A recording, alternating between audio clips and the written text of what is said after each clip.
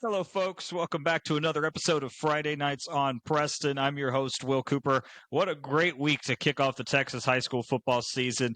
Our teams went 5-0. That's right. We've expanded our coverage to a couple of newcomers this week for our friends in Rock Hill and over at Lebanon Trail. So Frisco and Prosper representing here on the podcast. Excited to have y'all on board. We'll go through every game last week, get you ready for this week, get you ready for your Friday night action. So let's jump right into it. We'll start at the top with our lowest classification. That is going to be the Gunter Tigers, who took on Kincaid, went down to South Texas, came back with a win, 49-44.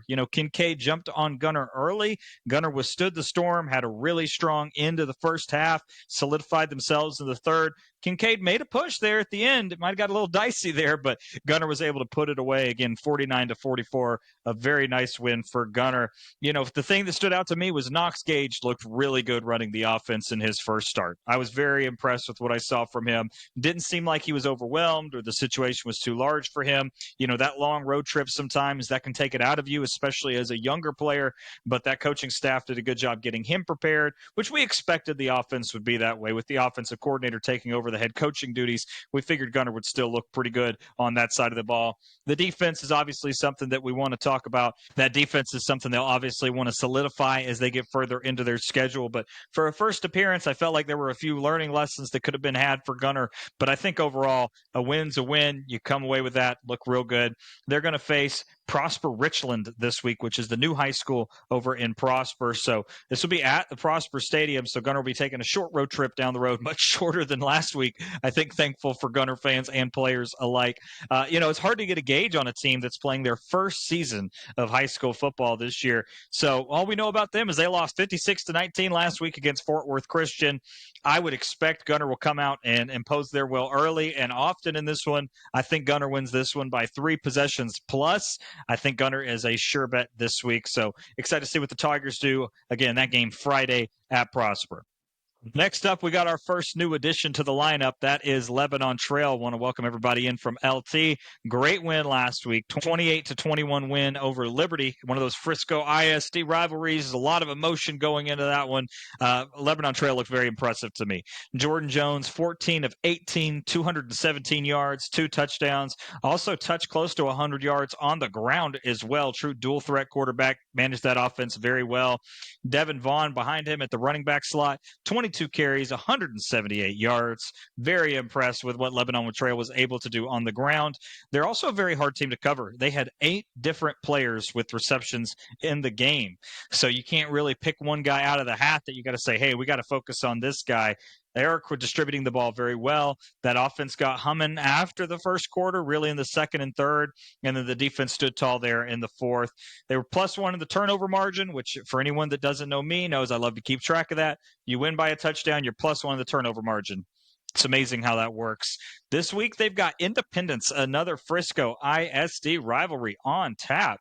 They come in 0-1, 32-13 loss last week against Centennial. When you look at the math, these two teams are pretty evenly rated. I think this is going to be another dandy. I do give the edge to Lebanon Trail just slightly. I think that Independence might have came into the season a little bit overrated from where they should have been. I think they'll come back down to earth. I think Lebanon Trail learned a few things in that matchup last week against Liberty. I like where they're at. I'm going to give LT the win. I'll say right around that touchdown mark. I think that one possession number is probably about right. So all of that being said, let's move on to the next, which is, again, another newcomer to our group, Rock Hill. So welcome to the Blue Hawks. Thank you for joining us here on Friday Nights on Preston, man. A great win for them as well. Rock Hill with a 20-11 win last week against Timber Creek, coming up from Fort Worth, making the trip up here to Prosper. I was very impressed with what I saw from Rock Hill. Nate Vincent is the story of this team so far. 20 of 29. 198 yards, 3 touchdowns, just a very, very productive game for him. High completion percentage, high efficiency, distributing the ball very well. Leo Williams and Courtney Lawson are emerging early in that wide receiver room from what I've seen. Both of them had multiple touchdowns. I was very impressed from what I saw from Rock Hill in that. And then not to be outdone, Harrison Johnson on the defensive side of the ball, 2 interceptions. Again, ending up positive in the turnover margin. You win the game by 2 possessions. It's shocking how that works. Again, 9 points, 2 possessions there. They're going to face Sherman. This will be a road test for Rock Hill, the first one this year. 0-1 is Sherman as they come into this matchup, a 28-16 loss last week against Denison. Looking at Sherman, they are a run-first team.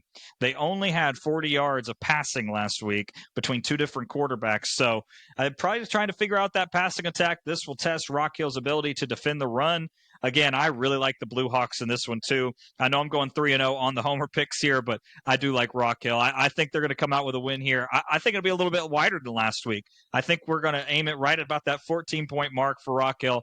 That's where I would expect to see them this week against Sherman. Would not surprise me if they went a little bit over that as well. But Rock Hill looking like a really impressive team.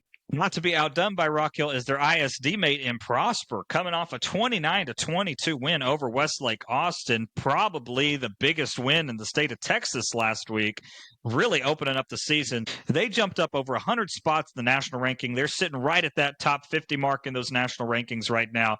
Top 10 in 6A for the classification in the state of Texas. I was very impressed from what I saw. This was our game of the week last week. Braden Imhoff goes off. 334 yards, 3 touchdowns, and an interception. Running back Bryce Robinson had a great game as well, 159 yards and a touchdown to go with it. Dallas Boozer, maybe a name that we didn't expect to see coming into this season. At least I didn't. Obviously, the attention goes to Lady Oleus. He also had a good game, but Dallas Boozer with a really impressive game led the team in receiving yards. So with that being said, they got another tough test this week. They're going to face Rockwall Heath. I think coming off of a big win like that last week, they got to be careful not to get snake bit. This is a Thursday night special now too, so coming off a short week now, it's what we call a trap game, right? This was a team that just got past Highland Park last week, 52-49. You think that the conversation in those locker rooms are probably a little bit different. Prosper coming off of that really high, beating one of the top teams in the state. You got Rockwall Heath, who narrowly escaped last week. I think this might be a trap game. I do think Prosper's talent differentiates them. At a certain point, it becomes less about the X's and O's and more about the Jimmies and Joes. Prosper's got plenty of those guys. I'm going to give the edge to Prosper. I think it'll be closer than people think. I'm going to put it about 10-14 on that margin, but I do like Prosper coming home with a win in this one. That brings us right to our game of the week. It is Celina as they're going to host Waco La Vega. The Pirates going to be making their way up to North Texas this week. Excited to see that matchup. But before we get into that, let's talk about last week against Belleville, 50-28. Maybe a little dicey there for a few Celina fans thinking, wait a minute, we're giving up some serious points here. The offense, trying to keep up. They eventually separated themselves really in the late second, early third, into the mid-third quarter. Bo Bentley does what Bo Bentley does. 21-26, 266 yards, 2 touchdowns, 1 interception. Those numbers almost seem pedestrian from what we're used to seeing last year. But again, keep in mind, one of the questions we had about last year coming into this year was the receiving corps. So they answered one of that questions in a big way. LJ Taylor, 9 receptions, 155 yards, 2 touchdowns, found that target in LJ Taylor. So I think that connection is one that could be dangerous for everybody in 4A Division I right now. So I have to keep an eye on that.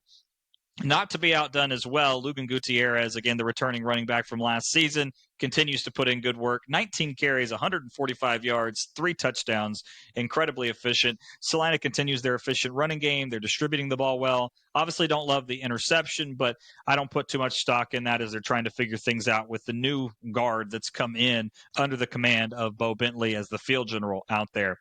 They will take on Waco La Vega. Again, the Pirates making the trip up to North Texas this week. Won last week 41-3 over Kennedale.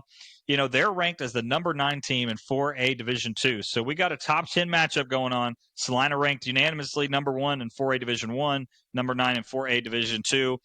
Waco La Vega is really, really good at distributing the ball. They've got about 8 or 10 guys on the field that they can rotate into that offensive side of the ball. It's going to be up to Celina to make sure that your corner, nickel, your dime package even is prepared for what they're going to throw at you, because there's going to be a lot of guys that are going to get touches in this game. So really hard to eliminate one. If you do eliminate one, they got 5 or 6 guys behind him that they feel comfortable about going to. Again, Celina at home. How can you pick against the Bobcats? I certainly can't. I think this game might be a little bit like last year, maybe a little closer. I'm going to say it's going to stick right at that 14-point mark. It is the week of 14-point deficits and margins in this, so we're going to stick with Celina right at that 14-point mark. I don't see any reason why we can't go against that. So very impressed with what I saw from Celina. Excited to be at Bobcat Field this week. Thank you all for joining us once again. Excited to see you all next week. Hoping for another 5-0 week. We'll see you all next time.